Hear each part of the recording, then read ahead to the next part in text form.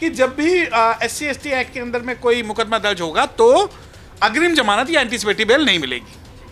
तो पहले तो आप ये बात समझिए कि जो ये नई जजमेंट है किरण वर्सेस राजकुमार जीवराज की, जो 1 सितंबर 2025 को हुई है, इसमें कोई नई बात नहीं कही गई। तो आप इसको ये भूल जाएं कि ये बहुत बड़ी क्रांतिकारी जजमेंट है, ठीक है, क्योंकि ये प्रावधान पहले से ही है। सेक्शन 18 का जो प्रावधान है कि भाई अग्रिम जमानत नहीं होगी। अब ये प्रावधान मैंने क्यों बताए, क्योंकि भारत के अंदर अगर SC/ST एक्ट को खत्म करने पर अगर कोई तुला है तो वो भारत का सुप्रीम कोर्ट है। और लॉ के अंदर में मैं इस जजमेंट को क्रांतिकारी जजमेंट तब मानता जब इसके अंदर जो डिस्ट्रिक्ट पुलिस है, जो स्पेशल कोर्ट है या हाई कोर्ट जज है, जिसने भी SC/ST एक्ट का पालन नहीं किया, उसके खिलाफ सेक्शन 4 का मुकदमा दर्ज होता।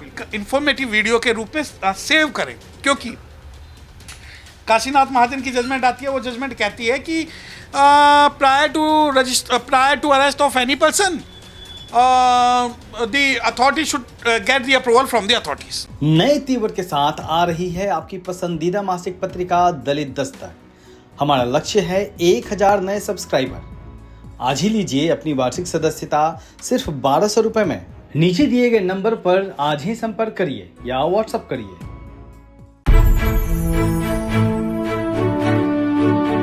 जय भीम, नमो बुद्धाय साथियों, आप दलित दस्तक देख रहे हैं। मैं पुष्पेंद्र पटले और आज हमारे साथ एक खास विषय पर चर्चा करने के लिए सुप्रीम कोर्ट के वरिष्ठ एडवोकेट सत्य प्रकाश गौतम जी हमारे साथ उपस्थित हैं। और हाल ही में सुप्रीम कोर्ट ने एक बड़ा फैसला हमारे चीफ जस्टिस BR गवई की अध्यक्षता वाली पीठ ने दी है, जिसमें SC/ST एक्ट 1989 का है। उसके तहत अगर किसी भी मामले में अगर किसी को आरोपी बनाया जाता है तो उसके तहत अब अग्रिम जमानत नहीं मिलेगी। जैसे पहले अग्रिम जमानत मिल जा रही थी, अभी बॉम्बे हाई कोर्ट का जो फैसला आया था उस फैसले को पलटते हुए सुप्रीम कोर्ट ने एक बड़ा फैसला सुनाया है। इन सारे मुद्दों पर हम आज सर के साथ चर्चा करेंगे और सर आपको विस्तार से बताएंगे कि आखिर सुप्रीम कोर्ट को इस प्रकार से डिसीजन क्यों लेना पड़ा और क्यों बॉम्बे हाई कोर्ट को इस फैसले को बदलना पड़ा, और क्या आज हमारे दलितों के साथ जो अत्याचार हो रहा है उस पर रोक लग पा रही है या नहीं, और इस फैसले के बाद किस प्रकार से आगे राह दलितों के लिए अच्छी हो सकती है या क्या हो सकता है, वो सारी चीज़ें सर आपको बताएंगे अच्छे से। सर आप बताइए कि किस प्रकार से आज सुप्रीम कोर्ट ने जो फैसला सुनाया है उससे क्या बेहतर अब रास्ता दिखने वाला है हम दलितों के लिए जो बात करते हैं। देखिए, बीइंग ए एडवोकेट और being practice in the SC/ST act, I am not satisfied with the judgment of Honorable Supreme Court of India। ठीक है, पहले आप लोगों को या बहुजन समाज को 2-3 बातें समझनी पड़ेंगी कि SC/ST एक्ट क्या है। मैं आपको बता दूं, एक जो SC/ST एक्ट है, इसको हम बोलते हैं SC/ST एक्ट 1989। जब ये 1989 में बना था, इसमें कुछ गिने चुने जो ऑफेंसेस थे। उसके बाद में 2016 का एक अमेंडमेंट आया। 2016 के अमेंडमेंट में इस पर 47 ऑफेंसेस जो है वो डाले गए, नए ऐड किए गए 47 के आसपास। और 1989 के एक्ट में भी और 2016 के एक्ट में भी एक धारा 18 सेक्शन 18 वो कहता है कि anticipatory bail would be bar under this section. यानी कि अगर SC/ST एक्ट का कोई भी अपराध होगा तो उसके अंदर अग्रिम जमानत नहीं ली जा सकती, पहला सेक्शन। और ये देखिए, मैं आपके चैनल के माध्यम से बहुत जल्दी में 2-3 चीज़ें बता दूं। SC/ST एक्ट के अंदर में सेक्शन 3 के अंदर अपराध कारित होता है कि भाई कोई अपराध हुआ, उसकी जो डेफिनेशन है सेक्शन 3 में डेफिनेशन ऑफ पनिशमेंट। सेक्शन 4 के अंदर में है कि अगर कोई पुलिस अधिकारी SC/ST एक्ट के प्रावधानों के अनुसार कार्रवाई नहीं करता तो उसके खिलाफ सेक्शन 4 के अंदर FIR दर्ज होगी। ये सेक्शन 4 है। उसके बाद एक इंपॉर्टेंट सेक्शन है सेक्शन 15A, जो कि राइट्स की बात करता है जो विक्टिम्स हैं SC/ST कम्युनिटी के। उसके बाद एक महत्वपूर्ण सेक्शन है सेक्शन 18। सेक्शन 18 कहता है कि जब भी SC/ST एक्ट के अंदर में कोई मुकदमा दर्ज होगा तो अग्रिम जमानत या एंटीसिपेटरी बेल नहीं मिलेगी। तो पहले तो आप ये बात समझिए कि जो ये नई जजमेंट है किरण वर्सेस राजकुमार जीवराज की, जो 1 सितंबर 2025 को हुई है, इसमें कोई नई बात नहीं कही गई। तो आप इसको ये भूल जाएं कि ये बहुत बड़ी क्रांतिकारी जजमेंट है, ठीक है, क्योंकि ये प्रावधान पहले से ही है, सेक्शन 18 का जो प्रावधान है कि भाई अग्रिम जमानत नहीं होगी। अब ये प्रावधान मैंने क्यों बताए, क्योंकि भारत के अंदर अगर SC/ST एक्ट को खत्म करने पर अगर कोई तुला है तो वो भारत का सुप्रीम कोर्ट है। अब आप कहेंगे कि सुप्रीम कोर्ट की मुखाफलत कर रहे हैं, सुप्रीम कोर्ट में तो बहुत अच्छी जजमेंट जो है अभी BR गवई साहब की जो 3 जजों की बेंच है, जस्टिस BR गवई, विनोद चंद्रन और NV अंजारिया जज साहब ने जो बहुत अच्छी जजमेंट दी है, उसके अंदर ये कहा अग्रिम जमानत नहीं। जब लॉ है और लॉ के अंदर में मैं इस जजमेंट को क्रांतिकारी जजमेंट तब मानता जब इसके अंदर जो डिस्ट्रिक्ट पुलिस है, जो स्पेशल कोर्ट है या हाई कोर्ट जज है, जिसने भी SC/ST एक्ट का पालन नहीं किया, उसके खिलाफ सेक्शन 4 का मुकदमा दर्ज होता। अब सेक्शन 4 क्या कहता है? सेक्शन 4 कहता है कि अगर आपने कोई भी नेग्लेक्ट ड्यूटी की है जो इसके अंदर दी गई है तो आपके ऊपर मुकदमा दर्ज होगा। अब जो एक जजमेंट आई, देखिए मैं आपको बिल्कुल क्लियर बता दूं, ना तो मैं इस जजमेंट के फेवर में ना ही अगेंस्ट में हूं, क्योंकि एज सुन जैसे ही ये जजमेंट आती है कि भाई prima facie offence if made out then no anticipatory bail should not be granted, ये इसका जो मेन है कि अग्रिम जमानत नहीं मिलेगी प्राइमा फेसिया। मुझे एक बात बताएं, SC/ST एक्ट के अंदर में मुझे पूरे भारत में एक नहीं, पूरे भारत में कोई ऐसा मुकदमा दिखा दे जिसमें शेड्यूल कास्ट का व्यक्ति थाने में मुकदमा दर्ज कराने गया हो और उससे पुलिस वाले ने ये ना कहा हो कि पहले 2 पब्लिक के विटनेस लेके आओ, तब मुकदमा दर्ज होगा। क्योंकि पूरी जुडिशरी ने, चाहे वो डिस्ट्रिक्ट लेवल की हो, चाहे हाई कोर्ट लेवल की हो, चाहे सुप्रीम कोर्ट। अब एक बात बताएं, सुप्रीम कोर्ट की जो 3 जज बेंच आज ये कहती है कि जो प्राइमा फेसिया जो मुकदमा दर्ज नहीं हो रहा तो उसमें अग्रिम जमानत नहीं मिलनी चाहिए। वहीं सुप्रीम कोर्ट के एक सिंगल जज ने और सुप्रीम कोर्ट की एक बेंच ने अग्रिम जमानत बोल दिया कि नहीं हम अग्रिम जमानत दे सकते हैं।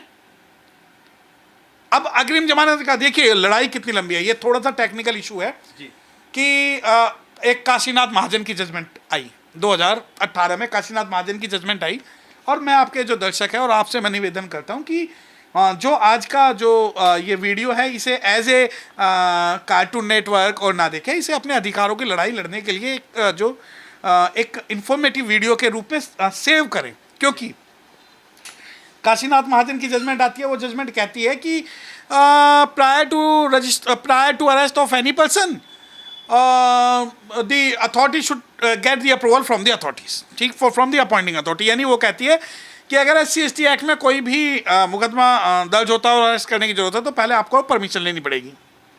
उसके बाद क्या होता है, पूरा बहुजन अनुसूचित जाति के लोग सड़कों पे आते हैं। 2 अप्रैल 2018 का आंदोलन होता है, बिल्कुल, ठीक है। अब ये आज की जजमेंट 2 अप्रैल 2018 के आंदोलन से रिलेट करना है आपको, बिल्कुल सर। क्यों वो रिलेट इसलिए करना है कि इस जजमेंट से अगर हम कभी दोबारा आंदोलन करने लगे तो हमें ये जजमेंट दिखाई जाएगी।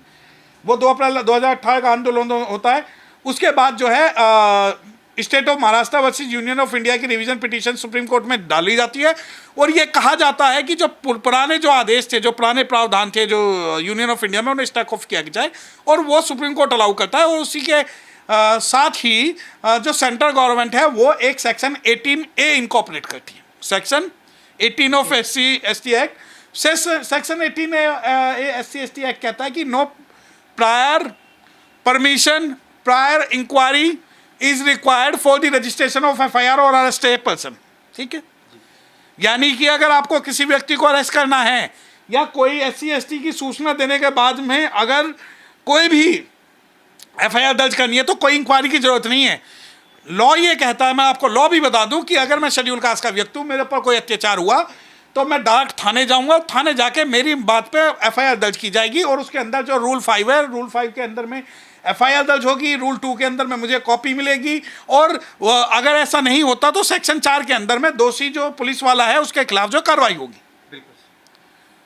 परंतु मैं बता दूं कि भारत के अंदर मुझे वैसे प्रैक्टिस करते हुए काफ़ी साल हो चुके हैं और मेरे खुद के मामले में, मेरा खुद का मामला एक डीएसएसपी वर्सेस डीएसएसपी के खिलाफ हमने एक मुकदमा किया था, जिसके अंदर पहले वो जाति सूचक सवाल पूछते थे कि चमार का जो पंडित की पत्नी पंडिताइन तो चमार की पत्नी चमार, अंचमैंटी चमरायन, पंडित की पत्नी पंडितायन तो भंगी की पत्नी भंगन, तो ये सवाल था। उस मामले में तो मैंने सेक्शन 4 की एफआईआर देखी है, परंतु उसके अलावा कोई भी पुलिस, इवन सुप्रीम कोर्ट तक भी सेक्शन 4 की जो एफआईआर गई हैं वो हमेशा जिन्होंने नेग्लेक्ट ऑफ ड्यूटीज किया है उनके फेवर में गई हैं, और उन्हें जो है कोर्ट ने अब बहुत रिलीफ दिया है। अब मैं आपको ये बात बताना चाहता हूँ कि हम इस जजमेंट का रिस्क नहीं, मेरे लिए कोई क्रांतिकारी जजमेंट नहीं है। मेरे लिए क्रांतिकारी जजमेंट जब होती जब माननीय गवई साहब ये कहते कि भैया पब्लिक विटनेस कोई रिक्वायर्ड नहीं है एफआईआर दर्ज कराने के लिए, और जो पुलिस वाला अपराधी को गिरफ्तार ना करे उस पुलिस वाले के खिलाफ सेक्शन 4 का जो है मुकदमा दर्ज होना चाहिए। अब क्या इस मामले के अंदर जो इन्वेस्टिगेशन हुई, देखिए एक धारा है सेक्शन 15A सब क्लोज 1 सब क्लोज 10, वो कहता है all the proceeding shall be video recorded. यानी कि जो भी, मैं आपको एक बात बता दूं आपके जानकारी के लिए कि SC/ST एक्ट के धारा 15A का सबसेक्शन A, उसका जो सबसेक्शन 10 है, उसके अंदर हर जो इन्वेस्टिगेशन, इंक्वायरी और हर कार्रवाई जो होगी it shall be video recorded. ठीक है। अब इस मामले में पहले हमें यह देखना पड़ेगा कि क्या वीडियो रिकॉर्डेड इन्वेस्टिगेशन हुई, नहीं हुई।